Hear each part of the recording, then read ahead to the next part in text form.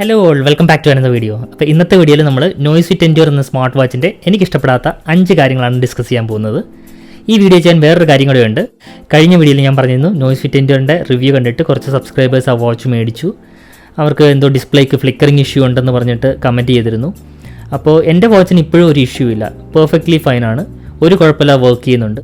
അപ്പോൾ ഈ ഒരു വീഡിയോക്കകത്തോടെ എൻ്റെ വാച്ചിന് ഇപ്പോഴും ഒരു ഇഷ്യൂ ഇല്ല, നന്നായിട്ട് വർക്ക് ചെയ്യുന്നുണ്ട് എന്ന് കാണിക്കാൻ കൂടെയാണ് ഞാൻ ഈ വീഡിയോ ചെയ്യുന്നത്. പുതിയ കണ്ടൻസർ മൈക്രോഫോൺ വാങ്ങി, മൗനോ എന്ന് പറയുന്ന ഒരു ബ്രാൻഡിൻ്റെ, മൗനോ എന്നാണോ മാവനോ എന്നാണോ എന്ന് എനിക്കറിയത്തില്ല, പ്രൊനൗൺസിയേഷൻ കറക്റ്റ് ചെയ്തതെന്ന് അറിയത്തില്ല. അപ്പോൾ ഒട്ടും താമസിക്കേണ്ട, ലെറ്റ്സ് ഗെറ്റ് സ്റ്റാർട്ടഡ്. നമ്മുടെ NoiseFit Endureൽ എനിക്കിഷ്ടപ്പെടാത്ത ആദ്യത്തെ കാര്യം എന്ന് പറയുന്നത് ഈ വാച്ചിൻ്റെ ഡിസ്പ്ലേ റെസൊല്യൂഷനാണ്. അപ്പോൾ നമ്മുടെ വാച്ച് തൊട്ടടുത്ത് വെച്ച് നോക്കുകയാണെങ്കിൽ പിക്സൽ ഡോട്ട്സ് നമുക്ക് കാണാൻ പറ്റും. അപ്പോൾ അതിൻ്റെ റെസൊല്യൂഷൻ കുറച്ചുകൂടെ നന്നായിരുന്നെങ്കിൽ കൊള്ളായിരുന്നു എന്ന് എനിക്ക് തോന്നുന്നു. പക്ഷേ അതിൻ്റെ ഒരു ഡൗൺ സൈഡ് എന്താണെന്ന് വെച്ചാൽ ഡിസ്പ്ലേ റെസൊല്യൂഷൻ കൂടുമ്പോൾ ബാറ്ററി പെട്ടെന്ന് ഡ്രെയിൻ ആവും. ഇപ്പോൾ നമുക്ക് NoiseFit Endureൽ 19 to 20 ഡേയ്സ് കിട്ടുന്നുണ്ടെങ്കിൽ, ബാറ്ററി ബാക്കപ്പ് കിട്ടുന്നുണ്ടെങ്കിൽ, റെസൊല്യൂഷൻ കൂടിയ ഒരു ഡിസ്പ്ലേ ആണെങ്കിൽ നമുക്കതൊരു 7 days to 10 days കിട്ടത്തുള്ളൂ. അപ്പോൾ ഒരു കൂടിയ ബാറ്ററി ലൈഫിന് വേണ്ടിയിട്ടാവാം കമ്പനി റെസൊല്യൂഷൻ കുറഞ്ഞൊരു ഡിസ്പ്ലേ ഇട്ടത് എന്ന് എനിക്ക് തോന്നുന്നു. എന്നാലും കുറച്ചുകൂടെ റെസൊല്യൂഷൻ ഉണ്ടായിരുന്നെങ്കിൽ നന്നായിരുന്നു എന്ന് എനിക്ക് തോന്നുന്നു.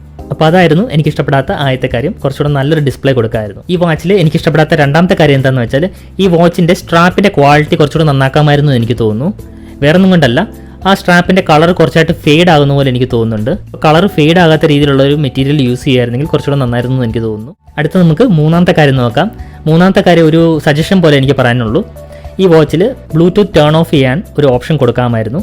അപ്പോൾ അങ്ങനെ ഒരു ഓപ്ഷൻ ഉണ്ടായിരുന്നെങ്കിൽ നമുക്ക് ബാറ്ററി ബാക്കപ്പ് കുറച്ചുകൂടെ കൂട്ടാമായിരുന്നു. ഈ 19 days എന്നുള്ളത് ചിലപ്പോൾ ഒരു 20 to 23 days വരെ കിട്ടിയേ. ഇപ്പോൾ എന്താണെന്ന് വെച്ചാൽ വാച്ചിൽ ഫുൾ ടൈം ബ്ലൂടൂത്ത് ഓൺ ആയിട്ടിരിക്കുന്ന കാരണം നമ്മൾ പെയർ ചെയ്ത ഫോണിൽ ബ്ലൂടൂത്ത് എപ്പോഴെങ്കിലും ഓൺ ആക്കിയാൽ ഇത് ഓട്ടോമാറ്റിക്കായിട്ട് കണക്റ്റ് ആവും. നമുക്ക് ഫോണിൽ വരുന്ന നോട്ടിഫിക്കേഷൻസിനെല്ലാം ഇങ്ങനെ വൈബ്രേറ്റ് ചെയ്തുകൊണ്ടിരിക്കും. അപ്പോൾ നമുക്ക് ആവശ്യമുള്ളപ്പോൾ മാത്രം അത് കണക്റ്റ് ആയാൽ മതി എന്നുള്ളൊരു ഓപ്ഷന് വേണ്ടിയിട്ട് ബ്ലൂടൂത്ത് ടേൺ ഓഫ് ചെയ്യാനായിട്ടൊരു ഓപ്ഷൻ ഉണ്ടായിരുന്നെങ്കിൽ കുറച്ചുകൂടെ നമുക്ക് ബാറ്ററി ബാക്കപ്പ് ഇൻക്രീസ് ചെയ്യാമായിരുന്നു. അതുപോലെ തന്നെ നമുക്ക് ആ ഒരു അനോയിങ് എഫക്റ്റ് മാറ്റായിരുന്നു. കാരണം ഇതിപ്പോൾ നമുക്ക് വേണ്ടാത്തപ്പോൾ പോലും നമുക്ക് വാച്ച് കണക്റ്റ് ആവും. ഇപ്പോൾ നമ്മളിപ്പോൾ നമ്മുടെ ഹെഡ്സെറ്റ് ബ്ലൂടൂത്ത് ഹെഡ്സെറ്റായിട്ടാണ് കണക്ട് ചെയ്യാൻ ഉദ്ദേശിക്കുന്നത്. അതിനുവേണ്ടി നമ്മൾ ബ്ലൂടൂത്ത് ഓൺ ആക്കി, ബട്ട് ആദ്യമേ തന്നെ ഈ Endure വാച്ച് കണക്റ്റ് ആവും. അതുപോലെ തന്നെ നമുക്ക് ഫോണിൽ വരുന്ന നോട്ടിഫിക്കേഷൻസിൻ്റെ വൈബ്രേഷൻ അലേർട്ട്സ് ഇങ്ങനെ കിട്ടിക്കൊണ്ടിരിക്കും. അപ്പോൾ അതൊരു സജഷൻ പോലെ പറയാനുള്ളൂ. ബ്ലൂടൂത്ത് ടേൺ ഓഫ് ചെയ്യുന്നൊരു ഓപ്ഷൻ ഉണ്ടായിരുന്നെങ്കിൽ കുറച്ചുകൂടെ ബെറ്റർ ആയിരുന്നു എന്ന് എനിക്ക് തോന്നുന്നു. അപ്പോൾ നാലാമത്തെ കാര്യം എന്ന് പറയുന്നത് ഈ വാച്ചിൻ്റെ ചാർജിങ് പോയിന്റിനെ പറ്റിയിട്ടാണ്. 2020 മോഡൽ വരുന്ന ചാർജിങ് ഡോക്ക് എന്ന് പറയുന്നത് ഇങ്ങനെ ഒരു സർക്കുലർ ടൈപ്പ് ചാർജിങ് ഡോക്കാണ് വരുന്നത്. 2021 വേറെ ടൈപ്പ് ചാർജിങ് ഡോക്കാണ് വരുന്നത്. 2020 വരെ ഇറങ്ങിയ മോഡലിനൊക്കെ ഇതുപോലത്തെ ഒരു ചാർജിങ് ഡോക്കാണ് കൊടുത്തിരിക്കുന്നത്. അപ്പോൾ ഇതിൻ്റെ കണക്ഷൻ പോയിന്റ് എന്ന് പറഞ്ഞാൽ ഈ 2 പിൻ ഈ വാച്ചിൻ്റെ ബേസിലുള്ള 2 പോയിൻ്റായിട്ട് നമ്മൾ കറക്റ്റായിട്ട് അലൈൻ ചെയ്ത് വെച്ചാലേ ഉള്ളൂ ചാർജ് ആകത്തുള്ളൂ. അപ്പോൾ അതൊരു പോരായ്മയായിട്ട് എനിക്ക് തോന്നുന്നു. ഓസിലിൻ്റെ Gen 5 വാച്ച് ഉണ്ട്. അപ്പോൾ ഇതിൻ്റെ ചാർജിങ് പോയിന്റ് എന്ന് പറഞ്ഞാൽ ഇതുപോലെ ഇങ്ങനെ ഒരു സർക്കിൾ കൊടുത്തിരിക്കുകയാണ്, ഒരു സർക്കുലർ കണക്ഷൻ പോയിന്റ് കൊടുത്തിരിക്കുകയാണ്. അപ്പോൾ നമ്മൾ എങ്ങനെ വെച്ചാലും ഇത് ചാർജ് ആയിക്കോളും. ബട്ട് NoiseFit Endureൻ്റെ കേസിലാണെങ്കിൽ ഈ 2 കോൺടാക്ട് പോയിന്റിൽ കറക്റ്റായിട്ട് അലൈൻ ആയാൽ മാത്രമേ ചാർജ് ആകത്തുള്ളൂ.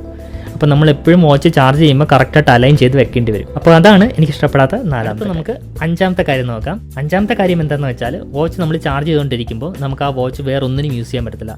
ഈവൻ ടൈം പോലും നോക്കാൻ പറ്റത്തില്ല. അതായത് ചാർജിങ്ങിൻ്റെ ആ നോട്ടിഫിക്കേഷൻ മാത്രമേ കാണിക്കത്തുള്ളൂ. നമുക്ക് വാച്ചിൽ ടൈം കാണാൻ പറ്റത്തില്ല, വേറെ ഒരു ഫംഗ്ഷനും നമുക്ക് എടുക്കാൻ പറ്റത്തില്ല. വാച്ചിൽ നമുക്ക് ടൈം കാണണം എന്നുണ്ടെങ്കിൽ നമ്മൾ ആ ചാർജിങ് ഡോക്കിൽ നിന്ന് എടുത്താൽ മാത്രമേ ടൈം കാണിക്കത്തുള്ളൂ. അതും ഒരു പോരായ്മയായിട്ടാണ് എനിക്ക് തോന്നുന്നത്. അറ്റ്ലീസ്റ്റ് ടൈം എങ്കിലും കാണിച്ചിരുന്നെങ്കിൽ നന്നായിരുന്നു. നമുക്ക് കൂടുതലൊന്നും ഈ വാച്ചിൽ നിന്ന് നമുക്ക് പ്രതീക്ഷിക്കാനോ ഡിമാൻഡ് ചെയ്യാനോ പറ്റത്തില്ല. കാരണം ഇതിൻ്റെ ഒരു പ്രൈസ് പോയിന്റ് വെച്ച് നോക്കുമ്പം നല്ല ഫീച്ചേഴ്സും നല്ലൊരു ബാറ്ററി ബാക്കും നൽകുന്ന ഒരു വാച്ച് തന്നെയാണ് NoiseFit Endure. ഈ ഡിസ്പ്ലേ ഫ്ലിക്കറിംഗ് ഇഷ്യൂ മാത്രമാണ് ഇപ്പോൾ ഒരു പ്രശ്നമായിട്ടുള്ളത്. അതൊരു സോഫ്റ്റ്വെയർ അപ്ഡേറ്റിനകത്തൊരു ശരിയാകുന്ന കാര്യങ്ങൾ തന്നെയായിരിക്കാം. അപ്പോൾ ഇത്രയൊക്കെ തന്നെ ഉള്ളായിരുന്നു ഇന്നത്തെ വീഡിയോ. അപ്പോൾ എല്ലാവർക്കും ഈ വീഡിയോ ഇഷ്ടപ്പെട്ടു എന്ന് വിചാരിക്കുന്നു. ഇതുവരെ ഈ ചാനൽ സബ്സ്ക്രൈബ് ചെയ്തിട്ടില്ലെങ്കിൽ please do subscribe. See you in next video. By.